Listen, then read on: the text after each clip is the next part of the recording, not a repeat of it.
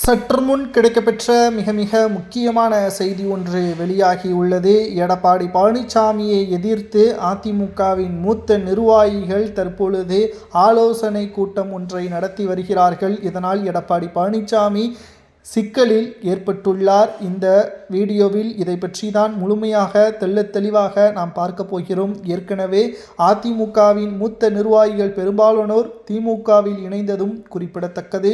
KP Munusamy அவர்களுக்கும் எடப்பாடி பழனிசாமிக்கும் இடையே மோதல் ஏற்பட்டுள்ளது. இதற்கு காரணம் 2026 சட்டசபை தேர்தலில் KP முனுசாமி அவர்கள் கேட்கக்கூடிய தொகுதியை எடப்பாடியால் ஒதுக்க முடியாது என்று கூறப்பட்ட நிலையில் அனைத்திந்திய அண்ணா திராவிட முன்னேற்ற கழகத்தில் KP முனுசாமி அவர்களது ஆதரவாளர்களுக்கும் எடப்பாடியின் ஆதரவாளர்களுக்கும் இடையே தற்பொழுது பிரச்சனைகள் ஏற்பட்டுள்ளது.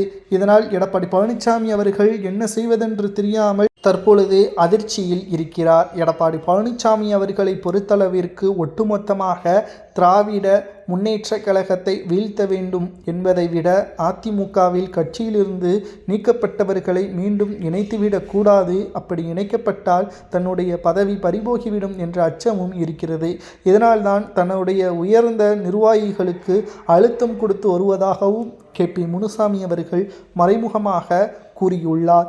எடப்பாடி பழனிசாமி அவர்களுக்கும் KP முனுசாமி அவர்களுக்கும் இடையே பிரச்சனை யார் மீது தவறு இருக்கிறது? KP முனுசாமி அவர்கள் கேட்கக்கூடிய தொகுதி எடப்பாடியால் கொடுக்க முடியாது என்று கூறுவது சரியா தவறா என்பதை உங்களது கருத்துக்களை கமெண்ட் வாயிலாக கூறுங்கள். 2026 சட்டசபை தேர்தலில் அதிமுக எடப்பாடி பழனிசாமி தலைமையிலான அதிமுக வெற்றியை தழுவுமா அல்லது தோல்வியை தழுவுமா? KP முனுசாமி அவர்களுக்கும் எடப்பாடி பழனிசாமி அவர்களுக்கும் இருக்கக்கூடிய பிரச்சனை மீண்டும் பூகம்பமாக வெடித்தாலோ அல்லது எடப்பாடி பழனிசாமி அவர்களுக்கு எதிராக OPS அவர்களைப் போல் புதிய அணியை உருவாக்கினாலோ அது அதிமுகவிற்கு மேலும் தோல்வியை தான் ஏற்படுத்தும் என்ற தகவலும் அரசியல் வட்டாரத்தில் கூறப்படுகிறது.